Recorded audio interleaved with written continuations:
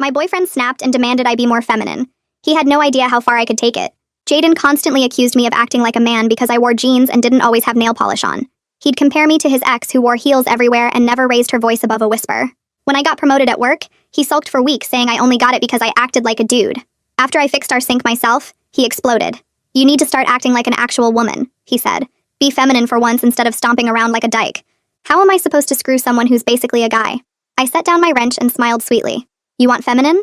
I can do that." The next morning, I spent 4 hours getting ready for his family brunch, curling every eyelash and redoing my nails 3 times because the color wasn't perfectly feminine. Jaden had to arrive without me and explain to his mother why I needed so much time to look presentable for them, which she took as him criticizing my appearance. When I finally arrived looking like a pageant queen, his mom pulled me aside to ask if Jaden was making me feel ugly. I started speaking in a soft baby voice and acting terrified of everything masculine, which meant Jaden had to handle all the scary stuff like talking to mechanics, dealing with our landlord, and even ordering pizza because phone calls were too aggressive for delicate women. When his friends came over to watch the game, I served them snacks while trembling and flinching whenever they raised their voices about plays, making everyone uncomfortable and asking Jaden why his girlfriend seemed so scared of men. His best friend stopped inviting him anywhere because he said watching me act terrified was too disturbing. At his company barbecue, I wore heels so high I needed Jaden's arm constantly, clinging to him and gasping whenever a man came near because strange men were intimidating. His female coworkers watched him basically holding me up all day and started whispering about what kind of relationship we had. When his boss tried to shake my hand, I hid behind Jaden and whispered that touching strange men wasn't appropriate, making his boss think Jaden had trained me to fear other men. HR actually pulled Jaden aside later to ask if they needed to be concerned about his home situation. I refused to drive anymore because operating heavy machinery wasn't feminine, so Jaden had to drive me everywhere, including my job, my friends' houses, and the gym at 5 a.m. before his own workout. He was constantly exhausted from being my chauffeur, missing his own plans to pick me up, while his friends mocked him for dating someone who couldn't even drive herself around like an adult. He had to leave guys' night early 3 times to pick me up from various places, and they stopped inviting him entirely. The cooking and cleaning became performatively feminine too, wearing frilly aprons and pink gloves, taking hours to make simple meals because I had to make everything pretty, reorganizing his stuff with pink labels and flowers everywhere. His friends refused to come over because the house looked like a Barbie dollhouse exploded, and his brother took photos to show everyone what Jaden had turned me into. Even the pizza delivery guy asked if we were running some kind of weird adult daycare because of all the pink and frills visible from the door. My hyper-feminine appearance started attracting serious male attention everywhere we went. Men rushed to help me carry groceries, pump gas, reach high shelves, while glaring at Jaden for not taking better care of such a delicate flower. The guy at the coffee shop started writing poetry on my cups. The trainer at the gym offered free sessions, and our neighbor Kyle started showing up whenever I needed help with anything Jaden was too tired to handle. Kyle actually told Jaden to his face that real men cherish feminine women instead of exhausting them. Things escalated when I refused to shake hands with Jaden's boss at his promotion dinner because ladylike women don't touch men who aren't their husband. His boss was so offended and confused that he told everyone Jaden had turned me into some kind of submissive robot. The promotion went to Kyle, who spent the entire dinner fetching me drinks and complimenting how refreshingly feminine I was, while Jaden sat there seething. Kyle even pulled out my chair and helped me with my coat while pointedly saying men should treasure feminine women, not burden them. Sunday morning, Jaden was raging about losing another promotion because of my psycho-feminine act. "This has ruined everything," he screamed. "Everyone thinks I'm some controlling freak who broke you." "It's not an act," I said in my sweetest voice while doing my 3rd face mask of the day. "You wanted feminine, so this is who I am now." His phone buzzed with a text from his mom saying she'd seen me having coffee with Kyle, who'd apparently been telling everyone he wanted to rescue me from my controlling boyfriend. I watched Jaden's face go white as he realized other men were actively trying to save me from him. "Kyle asked me to dinner," I mentioned casually. "But honestly, I'm thinking about just being single and dropping this whole feminine act you demanded." I stood up delicately, careful not to smudge my nail art, and smiled. "Turns out I have a lot of options now that everyone thinks you're an abusive controller who broke me." Jaden went very quiet, and something in his expression shifted from anger to calculation. "You think you've won?" he said softly. "You have no idea what you've started." I felt my breath catch in my throat. Jaden's eyes went cold as he walked over to his laptop on the coffee table and started typing something I couldn't see from where I was standing. My stomach dropped when he turned the screen toward me and there was a folder labeled with my name and today's date. He clicked it open and dozens of files filled the screen. He'd been documenting everything too, just like I'd been playing my game. Screenshots of my transformation filled the screen, showing me before and after in side-by-side comparisons. There were recordings too, and he clicked on one where I was talking normally on the phone when I thought he wasn't home. The timestamps went back weeks, showing he'd been planning this for a while. He scrolled down and clicked on a video of me laughing with Kyle at the coffee shop, looking completely normal and not scared at all. I kept my voice sweet and confused, tilting my head and asking what all this meant while my mind raced through what he might do with this evidence. He closed the laptop with a sharp click and said we needed to have a real conversation about consequences. I giggled nervously and said I didn't understand what he meant, but he just stared at me with those cold eyes. That night I barely slept, lying still in bed and listening for any sound from his side of the apartment. Every time he shifted or got up to use the bathroom, my whole body went tense. Around 3 in the morning, I quietly got up and packed an emergency bag with my passport, some cash I'd been hiding, and a change of clothes. I hid it behind my ridiculous collection of pink throw pillows in the closet where he'd never look. Monday morning came too fast, and I maintained the act perfectly while making breakfast, wearing my frilly apron and humming softly. But I noticed Jaden watching me differently now, studying every move I made like a chess player planning moves ahead. He didn't touch his eggs, just sat there watching me flutter around the kitchen. When he got up to leave for work, he kissed my forehead and held it there too long, and it felt like a threat more than affection. His hand gripped my shoulder just a little too tight before he let go. At work, I couldn't focus on anything and kept checking my phone every few minutes. During my lunch break, I finally texted my sister about needing a place to crash for a few days. She responded immediately with question marks and asking if everything was okay. I typed and deleted several messages before just saying I'd explain later, but it was important. She said of course, and asked when I needed to come. That evening, I was washing dishes when the doorbell rang and Kyle was standing there with flowers. He said he'd heard Jaden and I were having problems and wanted to check if I was okay. I politely declined to let him in, keeping my sweet voice while saying it wouldn't be appropriate without Jaden home. Kyle kept insisting he just wanted to talk, stepping closer to the door when I heard Jaden's key in the lock. Kyle was still standing there when Jaden opened the door, and I watched Jaden's jaw tighten as he took in the flowers and Kyle's guilty expression. Kyle mumbled something about just checking in and practically ran down the hallway. Jaden closed the door slowly and asked if Kyle had been inside, and I shook my head with wide eyes. The tension at dinner was suffocating as Jaden asked pointed questions about my day, wanting to know everyone I'd talked to and everywhere I'd gone. I stuck to my sweet persona, giggling about girl stuff at work, and how I'd spent lunch looking at nail art online. He asked to see my phone to look at the nail designs, and I handed it over with a bright smile while mentally cataloging the nearest exits. He scrolled through my messages for way too long before handing it back. Tuesday morning, I discovered why he'd wanted my phone when I noticed the battery draining faster than usual. Looking through my settings during a bathroom break at work, I found a tracking app he'd installed when I wasn't looking.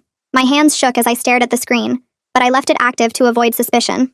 During my lunch break, I walked to a convenience store and bought a cheap prepaid phone with cash. I hid it in my desk drawer under some tampons where no man would ever look. That evening, I was curled up on the couch painting my toenails when I heard a car pull up outside. My sister knocked on the door, pretending it was a spontaneous visit and acting surprised to see Jaden home. She held up a bottle of wine and said she was in the neighborhood and thought we could have a girls' night. Jaden was overly charming with her, insisting she come in and pulling out her chair at the kitchen table. But I could see her watching him carefully, and she picked up on the weird energy immediately when he kept finding reasons to stay in the room instead of giving us space. She kept the conversation light, talking about work and asking about our weekend plans, but her eyes kept finding mine with unspoken questions. When Jaden finally went to take a shower, I grabbed a pink notepad and scribbled everything down as fast as I could, my hand shaking so bad the words looked like a kid wrote them. My sister was pretending to look at her phone, but I slipped the paper under her wine glass and watched her read it without changing her expression at all. She squeezed my hand 3 times under the table, our old signal from when we were kids that meant she understood and had my back. Jaden came out toweling his hair, and my sister smoothly tucked the note in her purse while complaining about traffic, saying she should head home before it got worse. He walked her to the door, and I heard him apologizing for my weird behavior lately, saying I'd been going through some changes and he was worried about me.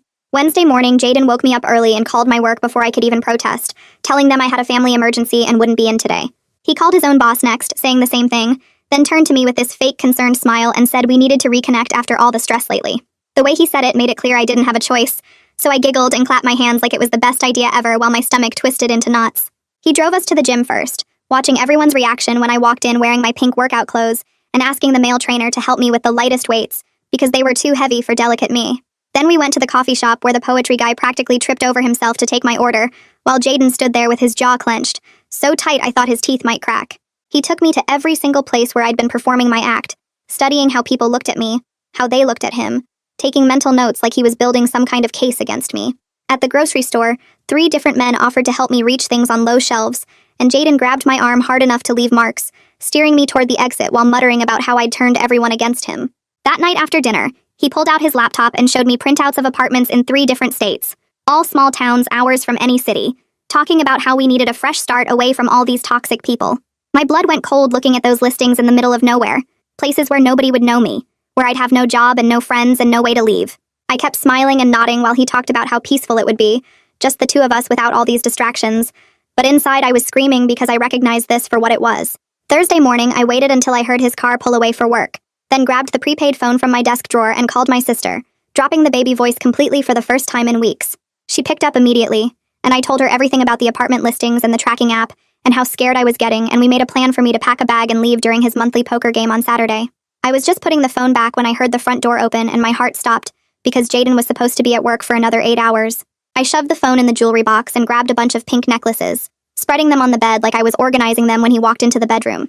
He said he forgot some files and needed to grab them, but his eyes swept the room like he was looking for something specific, and I kept babbling about how I was color coordinating my accessories while praying he couldn't hear my heart pounding. He mentioned casually while gathering his papers that he was thinking about skipping poker this weekend, since we'd been having such a nice time reconnecting. Maybe we could drive out to look at one of those apartments instead. I giggled and said that sounded wonderful, while inside everything collapsed because Saturday was my only chance to get out safely, and now he was taking that away too.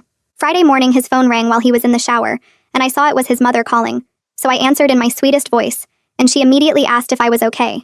She said Jaden had been texting her all week about my concerning mental state and sudden personality changes, asking if there was any history of mental illness in my family. I realized with a sick feeling that he was laying groundwork, creating a paper trail that would make anything I said sound like I was having some kind of breakdown. At work that morning, I'd barely sat down at my desk when HR called me in for a meeting, their faces all gentle concern as they explained Jaden had called them yesterday. He'd expressed worry about my recent behavioral changes and asked if they'd noticed anything unusual, suggesting maybe I needed some time off to deal with whatever was happening.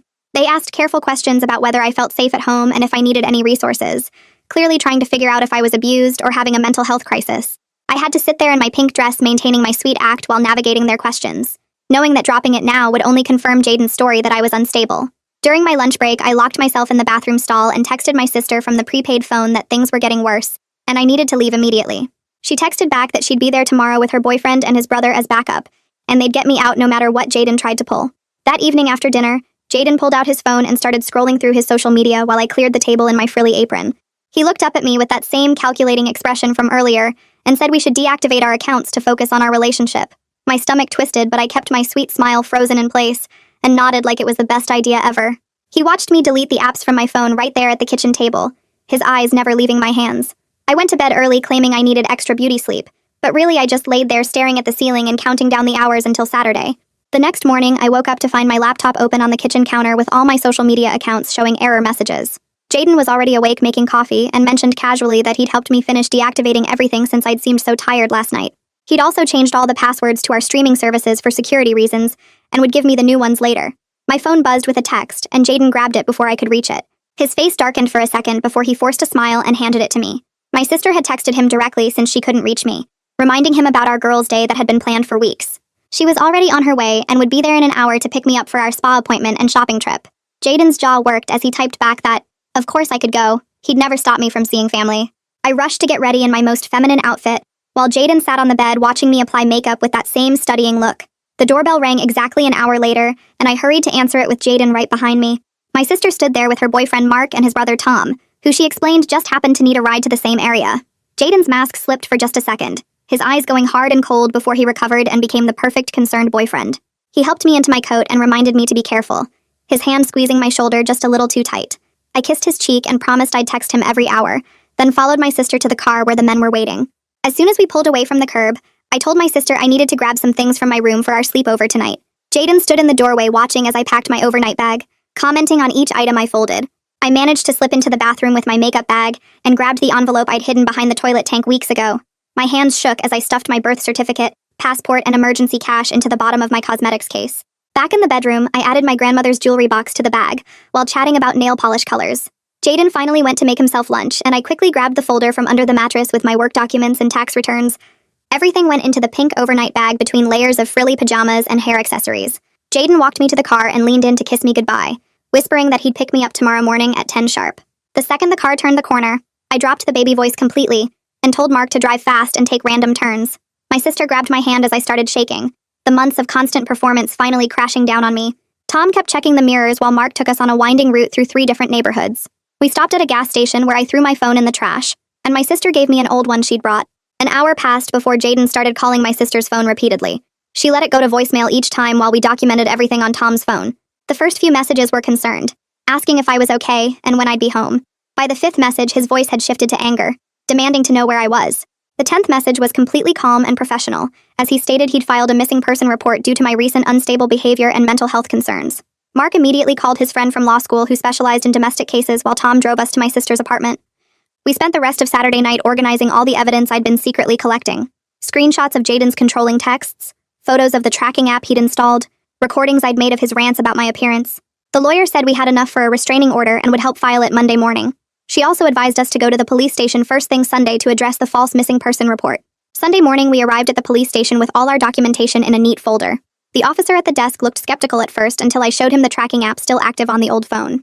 His expression changed when he saw the location history showing Jaden had been monitoring everywhere I went for weeks. We played him one of the recordings where Jaden screamed about me embarrassing him by being too feminine after demanding I be more feminine. The officer took notes and agreed to mark the missing person report as a domestic situation requiring special handling. Throughout Sunday, my sister's phone buzzed constantly with texts from different numbers I didn't recognize. Each one was from Jaden using burner phones or apps, alternating between saying he was worried sick and threatening to share videos of me. Some messages claimed I was mentally ill and needed help, while others accused me of being a manipulative witch who'd ruined his life. We screenshot every single message and added them to our growing evidence file. The lawyer texted that she'd already started preparing the restraining order paperwork for tomorrow's filing. Monday morning came too fast, and I barely slept, checking my phone every few minutes even though I knew Jaden couldn't reach me on the new number. My sister drove me to the lawyer's office downtown, a small building squeezed between a dry cleaner and a sandwich shop. The lawyer was younger than I expected, maybe early 30s, with folders already spread across her desk when we walked in. She reviewed everything we'd brought, nodding at the tracking app screenshots and frowning at the messages from the burner phones. She explained that we had solid grounds for a restraining order based on the tracking alone, but the escalating messages made it even stronger. The whole meeting took 2 hours, going through every detail of Jaden's behavior over the past few weeks, and she kept taking notes on her yellow legal pad. She said she'd file the emergency order today, and we'd probably have a hearing by Wednesday. On the drive back to my sister's place, my old phone started buzzing in my purse where I'd left it turned on to keep collecting evidence. Kyle had somehow found out I'd left Jaden, probably from social media or mutual friends, and the texts started coming fast. First, he offered to help me move my stuff. Then he wanted to take me to dinner to make sure I was okay. Then he said he had a spare room if I needed somewhere to stay. Each message got pushier than the last, and by the 10th one, he was saying Jaden never deserved me, and he'd been waiting for this chance. I showed my sister the messages, and she grabbed the phone, reading them with her mouth dropping open. I realized I'd basically traded one problem for another, creating this whole mess with my stupid revenge plan. The lawyer called that afternoon saying she'd filed for the emergency restraining order and included all our evidence about the tracking and threats. The hearing was set for Wednesday morning at 9, and she'd already sent notice to Jaden's last known address. She warned me to stay alert because people sometimes react badly when they get served with these papers. Tuesday, I had to go back to work, and my sister insisted on driving me even though it meant she'd be late for her own job. I walked into the building feeling like everyone was staring at me, even though they couldn't possibly know what was happening. Around lunch, the security desk called my extension, saying my boyfriend was in the lobby worried about me. My stomach dropped and I asked them not to let him up, explaining there was a restraining order being processed. The security guard's voice changed immediately, getting more serious, and he said they'd handle it. 20 minutes later, he called back saying Jaden had told them I was mentally ill, and he was concerned for my safety, but they'd asked him to leave the property. I gave them the case number for the restraining order filing, and they said they'd add it to their incident report. HR called me an hour later, asking me to come to their office immediately. The head of HR and my direct manager were both there, looking concerned and confused. They said Jaden had called them yesterday claiming I was having a mental breakdown and might be dangerous to myself or coworkers. I took a deep breath and told them everything, starting with Jaden's demands that I be more feminine, then my whole revenge plan with the pink stuff and baby voice, and finally his tracking and threats. They sat there stunned as I showed them the screenshots and explained about the restraining order. My manager actually laughed when I described making Jaden explain to his mom why I needed 4 hours to get ready, but the HR director looked horrified at the whole situation. They assured me the company would support me completely, and offered to have security escort me to my car for the next few weeks. They also banned Jaden from the property immediately, and said they'd alert the front desk with his photo. That evening, my sister and I searched online for studio apartments, finding one across town that was available immediately. It was tiny, just one room with a kitchenette and a bathroom, but the building had good locks and security cameras in the hallways. The landlord could meet us tomorrow after the court hearing to show us the place. We filled out the application online, and my sister offered to co-sign since my credit was tangled up with Jaden's on our old apartment. Wednesday morning arrived, and I put on my most normal professional outfit for court, no pink anywhere. The courthouse was busier than I expected, with people lined up at metal detectors and lawyers rushing around with rolling briefcases. We found the right courtroom and sat in the back row until our case was called. Jaden showed up in a suit, looking calm and put together, with papers of his own. When we got before the judge, Jaden tried to paint me as unstable, showing photos of our pink apartment and claiming I'd been acting erratically for months. The judge barely looked at his evidence before turning to our side. My lawyer presented the tracking app evidence first, showing how Jaden had been monitoring my location for weeks without my knowledge. Then she showed the threatening messages from multiple phone numbers, highlighting the pattern of escalation. The judge asked Jaden directly if he'd installed the tracking app, and he tried to explain it was for my safety because I'd been acting strange. The judge cut him off and asked a simple yes or no question about the tracking, and Jaden had to admit yes. The temporary restraining order was granted on the spot, effective immediately, and Jaden was ordered to stay 500 feet away from me, my home, and my workplace. The judge also ordered him to surrender any keys to my apartment to the bailiff right there in court. Jaden pulled his key ring out slowly, taking off 2 keys and handing them to the bailiff with no expression on his face at all. The judge warned him that violating the order would result in immediate arrest, and set another hearing for a permanent order in 2 weeks. Thursday morning, my sister's boyfriend borrowed a truck from his work, and we started moving my stuff from the old apartment to the new studio. We worked fast and quiet, just grabbing essentials like clothes, documents, and my laptop, leaving all the pink decorations and furniture behind. Every car that passed made me jumpy, checking to make sure it wasn't Jaden, even though I knew he couldn't legally come near me. We were carrying boxes down to the truck when Kyle appeared at the end of the hallway, smiling like he'd won something. He rushed over saying he'd heard about the restraining order and wanted to help me move, reaching for a box in my hands. I stepped back and said no thanks. We had it handled, but he kept insisting he could help, that I needed a strong man to protect me now. My sister's boyfriend stepped between us and told Kyle to back off, that I'd said no, and that meant no. Kyle got angry, saying he was just trying to be nice, and that I'd clearly appreciated male attention before based on how I'd been dressing. My sister's boyfriend took another step forward and told him to leave now or he'd call the police. Kyle finally left, muttering about ungrateful women, and we finished loading the truck as fast as possible. My sister's boyfriend drove us straight to the new studio, while I kept checking the mirrors for anyone following us. The place was smaller than what I was used to, but it had 2 deadbolts and a chain lock that made me feel safer. We carried the boxes up 3 flights of stairs and I arranged my clothes in the tiny closet while my sister checked all the windows to make sure they locked properly. That night I barely slept, jumping at every sound in the hallway and checking the locks 4 times before finally passing out around dawn. Friday morning I went to work with copies of the restraining order paperwork, and sat in HR's office while they made calls to security about adding both Jaden and Kyle to the banned list. The security guard at the front desk took their photos from social media and printed them out to post at all entrances. My boss let me park in the executive garage with better lighting and cameras after I explained the situation. The weekend dragged by with me basically hiding in the studio, while my sister stayed over to keep me company. We ordered Chinese food instead of going out and watched old movies while I obsessively checked that the blinds were completely closed. Every time someone walked past the door, I froze until their footsteps faded away. My sister made a grocery run for me because I was too scared to leave, bringing back enough food for a week and new batteries for the smoke detector that kept beeping. Monday morning, my sister called me at work saying Jaden's mother had contacted her through Facebook. She read me the messages where his mom said Jaden was devastated and had started therapy to work on his issues. The woman never directly asked me to drop the order but kept mentioning how this was ruining her son's life and how he'd never meant any real harm. My sister blocked her after sending back a short message saying all communication needed to go through lawyers. I made an appointment with a therapist that my company's employee assistance program recommended. Walking into her office that Thursday, I sat on her couch and started talking about the whole stupid game I'd played. Halfway through explaining the pink decorations and baby voice, I started crying so hard I couldn't breathe.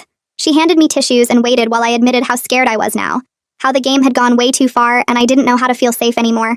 The therapist listened to everything without judgment, then helped me understand that my elaborate revenge might have been over the top, but Jaden's response showed who he really was underneath. She pointed out that tracking apps and threats weren't normal reactions to relationship problems. We spent the rest of the session making a safety plan with specific steps for different scenarios. 3 weeks crawled by without any incidents, though I still checked my locks multiple times every night and took different routes to work each day. I started sleeping a little better, only waking up twice a night instead of every hour. The therapist taught me breathing exercises that helped when I felt panic rising in my chest. HR called me into a meeting where they told me Jaden's boss had reached out to them about putting Jaden on administrative leave. Apparently, 2 other women from his department had come forward with complaints about inappropriate behavior after hearing about my situation. The company was conducting a full investigation that would probably take several weeks. A month after the separation, HR informed me that Jaden had been terminated from his position. Kyle had gotten the promotion permanently, though I'd already blocked him on everything after he kept trying to send me flowers and showing up at the coffee shop where he knew I used to go.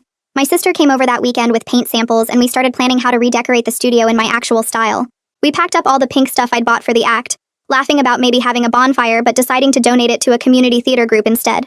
They were thrilled to get 3 boxes of frilly aprons, pink accessories, and costume jewelry for their upcoming production.